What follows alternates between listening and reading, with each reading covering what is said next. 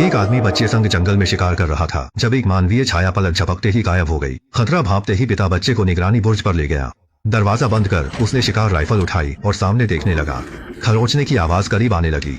आदमी के माथे पर ठंडा पसीना आया, पर उसने पीछे से उठती गर्म भाप पर ध्यान नहीं दिया। फिर कुछ दहाड़े सुनाई दी और भागते कदमों की आवाज दूर हो गई। पिता ने एक लंबी सांस ली क्योंकि राक्षस जा चुका था। निगरानी बुर्ज से कुछ दूरी पर एक खाए हुए जंगली हिरण का शव पड़ा हुआ था। उसने दूरबीन से फिर देखा और भयावह आकृति दोबारा नजर आई। बेटे ने देखा, पिता की सांसें तेज हो गईं और पूछा, वो क्या है? पिता ने शांत दिखते हुए कहा, बस एक भालू है। पर घर लौटकर बेटे ने वॉकी टॉकी पर पिता को मदद के लिए पुकारते सुना। पिता ने कहा, उसे भेड़िया आदमी के निशान मिले हैं। अगर उसे रोका नहीं तो आसपास के बच्चों को खतरा होगा। असल में इस विशाल जंगल में जानवरों में पहाड़ी बुखार वायरस फैल रहा था। गलती से संक्रमित होने पर इंसान खूनी और क्रूर मानव रूप जानवर बन जाता है, जिसे स्थानीय लोग भेड़िया चेहरे वाले लोग कहते थे। 30 साल बीत गए। वह लड़का अपना घर छोड़कर एक बड़े शहर में बस गया और करियर बनाया। ब्लैक की एक प्यारी बेटी है और पिता बेटी का रिश्ता बहुत मधुर है। मुझे अपनी बेटी से प्यार है। वाह, मैं भी यही सोच रहा था। हर बार कैसे करती हो। और उसकी पत्नी शाली एक तेज तर्रार पत्रकार थी। तीनों का जीवन शांत था जब तक ब्लैक को अपने पिता की मृत्यु सूचना नहीं मिली, जो जंगल में लापता थे। पुलिस की खोज असफल रही, इसलिए उन्होंने मृत्यु सूचना जारी की। ये बुरी खबर सुनते ही ब्लैक अपराधी और दुखी हो गया, क्योंकि उसके पिता उससे बहुत सख्त थे। वह 18 साल की उम्र में ही जंगल स्थित अपना पुराना घर छोड़कर चला गया था। पिता पुत्र फिर कभी नहीं मिले। ब्लैक ने पत्नी के काम से लौटने पर परिवार को जंगल में पुराने घर ले जाने का विचार बताया, ताकि पिता की विरासत संभाली जा सके और छुट्टी भी मनाई जा सके। व्यस्त काम के कारण शैरली पहले मना करना चाहती थी, पर खराब रिश्ते सुधारने के लिए मान गई। तो ऐसे ही 3 सदस्यों का परिवार कैंपर वैन में जंगल की ओर निकल पड़ा। गंतव्य के करीब ब्लैक को आगे की सड़क अवरुद्ध मिली। उसे लगा कि वह रास्ता भूल गया है, और यहाँ मोबाइल सिग्नल नहीं थे, तो कागज का नक्शा ही एकमात्र उपाय था। तभी उसकी छोटी बेटी ने मुड़कर इशारा किया कि वहाँ कोई है। उसके हाथ में लंबी बंदूक देखकर शैरली को बेचैनी हुई। ब्लैक ने जल्दी से खुद को पहचाना। तब उसे पता चला कि वह आदमी उसका पड़ोसी बचपन का दोस्त है। चूंकि वे वर्षों से नहीं मिले थे, तुरंत पहचान न सके। ब्लैक के पुराने घर जाने की बात पर दोस्त ने खुशी से रास्ता दिखाने की पेशकश की, क्योंकि पहाड़ी रास्ते कई बार बदले थे। पीछे बैठी गोरी और सुंदर शैरली को देखकर उसकी आंखों में ईर्ष्या। इन सालों में पहाड़ी समुदाय की आबादी घट रही थी। तांत्रिक महिला तो क्या, जिंदा लोग भी कम दिखते थे। ब्लैक दोस्त की बात समझ ही रहा था कि अचानक सड़क पर एक आकृति दिखी। उसने बचते हुए गाड़ी घुमाई और वो सीधी पहाड़ी से नीचे जा गिरी। ब्लैक जब होश में आया तो देखा गाड़ी एक बड़े पेड़ पर लटकी है। दोस्त घबराकर भागने लगा। जैसे ही दरवाजा खोला, वह तुरंत जमीन पर गिरा। ब्लैक की जान हलक में आ गई। उसने परिवार को दूसरी तरफ के दरवाजे से निकलने को कहा। जैसे ही वह निकलने लगा, उसे शीशे में फिर वही आकृति दिखी। डर था कि वह चढ़ जाएगा, तो ब्लैक ने दरवाजा बंद करने की कोशिश की, पर तभी एक विशाल पंजे ने खिड़की तोड़ दी और उसका हाथ जख्मी कर दिया। दोस्त का तो और भी बुरा हाल हुआ। उसे दया की भीख मांगने का मौका भी नहीं मिला और उसे घने जंगल में घसीटा गया। ब्लैक को भेड़िया मानव की याद आई और वह गाड़ी के दूसरी ओर भागा। खतरा टलते ही उसने पत्नी बच्चों को तुरंत उतरने को कहा, क्योंकि वहां रुकना ठीक नहीं था। सौभाग्य से पिता का पुराना घर पास ही था। ब्लैक का परिवार जंगल पार कर गया और उन्हें जल्द ही एक पुरानी लकड़ी का कुटिया दिख गई। तभी पीछे से तेज कदमों की आहट सुनाई दी। उन्हें लगा राक्षस आ गया है। जल्द ही बाहरी हलचल शांत हो गई। ब्लैक ने पुरानी हवेली का जायजा लिया। सभी खिड़की दरवाजे बंद कर ब्लैक टॉर्च लेकर तहखाने में गया। उसे याद था कि वहाँ एक छोटा जनरेटर है। उसने हैंडल घुमाया और अंधेरा घर रोशनी से भर गया। इस रोशनी ने उनके दिलों से डर को दूर कर दिया। ब्लैक ने बेटी को दिलासा दिया कि सुबह होते ही वे निकल जाएंगे। फिर दोनों ने दोबारा दिमाग पढ़ने का खेल खेला। बेटी के सो जाने पर ब्लैक दरवाजे को मजबूत करने निकला। शर्ली ने पूछा, वह क्या चीज थी? सच कहूं तो ब्लैक को भी ज्यादा पता नहीं था। उसका अंदाजा था कि यह वायरस से इन्फेक्ट इंसान है।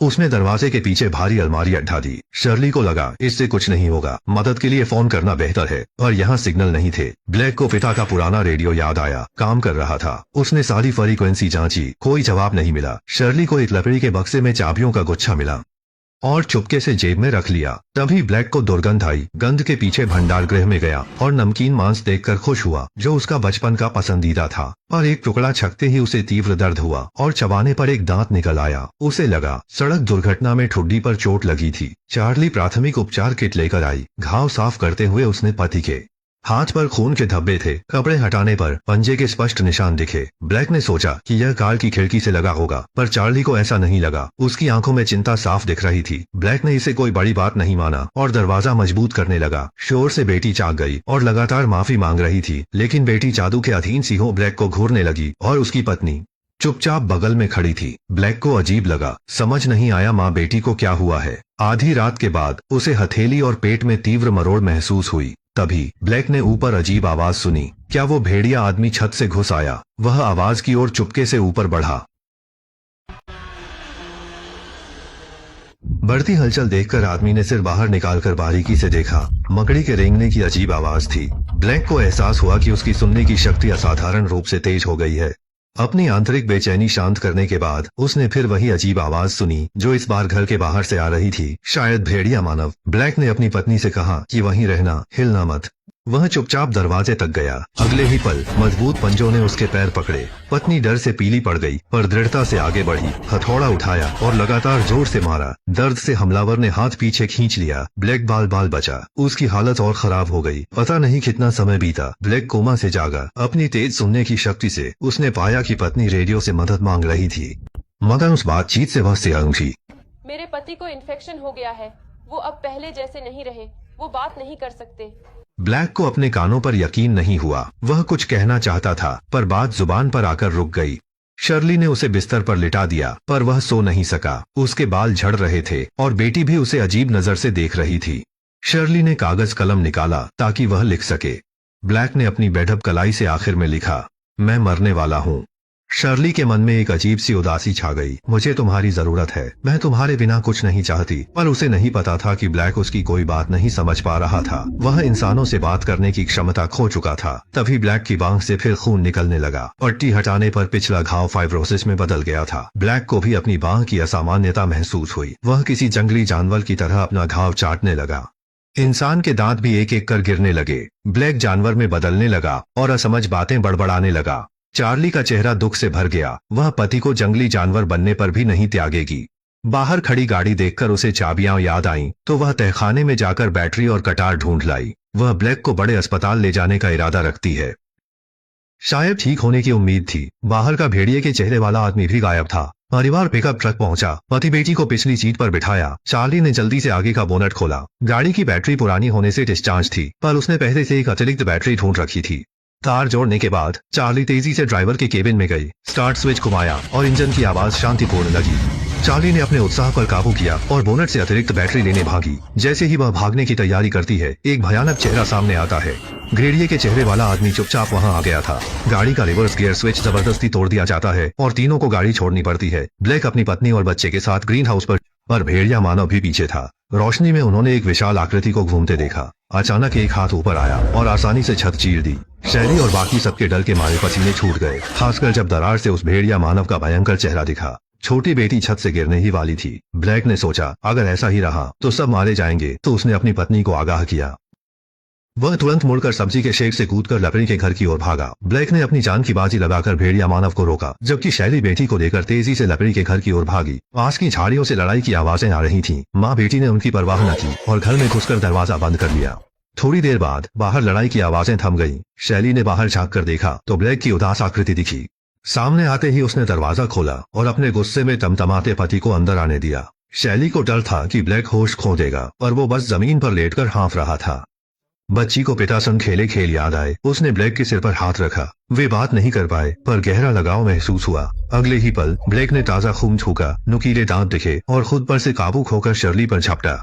शुक्र है कि आखिरी पल में नरभक्षी प्रवृत्ति रुक गई। ब्लैक जानता था कि वह पूरी तरह से जानवर में बदलने वाला है, इसलिए पत्नी और बच्चे की सुरक्षित होने के लिए वह लकड़ी का घर छोड़ रहा था। दरवाजा खोलते ही वही भेड़िए जैसा आदमी वापस आ गया। अप्रत्याशित रूप से ब्लैक नीचे गिर पड़ा क्योंकि वह पूरी तरह से जानवर नहीं बना था और ताकतवर गति में कमजोर था। शुक्र है शर्ली सही समय पर खंजर लेकर निकली और भेड़िए जैसे आदमी का ध्यान भटकते ही ब्लैक ने झपट्टा मारकर गर्दन पर अपने नुकीले दांत गड़ा दिए।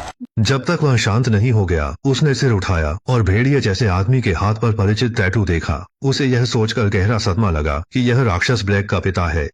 वह पशु में बदलने के प्रभाव को रोक न सका और आखिरी समझदारी से घर से भागा। पर जल्द ही ब्लैक दर्द से जमीन पर गिर पड़ा। हड्डियां आंखों से बदलती दिखीं, नाखून गिरे और नुकीले पंजों से बदल गए। ब्लैक पूरी तरह भेड़िया मानव बन गया और उसकी दुनिया में जबरदस्त बदलाव आया। शहरी घर में बेटी को दिलासा दे रही थी कि तभी सारी बत्तियां बुझ गईं। कमरा फिर गहरी खामोशी में डूब गया। उसने खिड़की से ब्लैक को पशु रूप में देखा। दिल का दुख अब छिप नहीं सका। शहरी समझ गई कि उसने पति को खो दिया है। लकड़ी के घर के ऊपर से आवाज जा रही थी। शायद ब्लैक रास्ता ढूंढ रहा था। माँ बेटी अंधेरे में स्थानांतरित होने की तैयारी कर रही थी। तभी भेड़िया मानव सामने आ गया।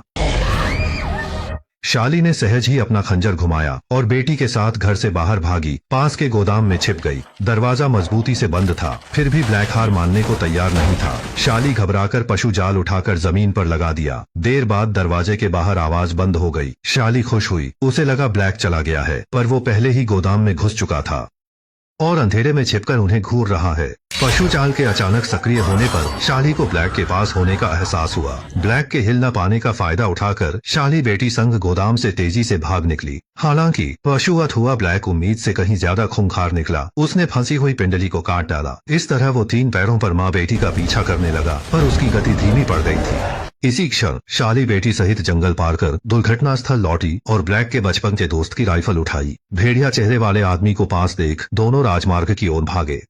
उस चौकी के पास शार्ली को एक विचार आया। वह बेटी संग अंदर चढ़ गई। जानती थी भेड़िया मानव पीछा करेगा और यह उसे मारने की बेहतरीन जगह थी। जल्द ही जानवर बन चुका ब्लैक चुपचाप ऊपर आ गया, पर अहम क्षण में शार्ली चिचकी और ब्लैक ने हमला करना भूल गया। छोटी बच्ची ने उसके मन की बात जान ली। उसने कहा कि उसके पिता यह सब समाप्त करना चाहते हैं। अगले ही क्षण शार्ली ने गोली चला दी। ब्लैक को दम तोड़ते हुए देखकर माँ बेटी पास में रोने लगी, क्योंकि वह लगातार कुछ बुदबुदा रहा था, लेकिन वे एक शब्द भी नहीं समझ पाए। बस यही था।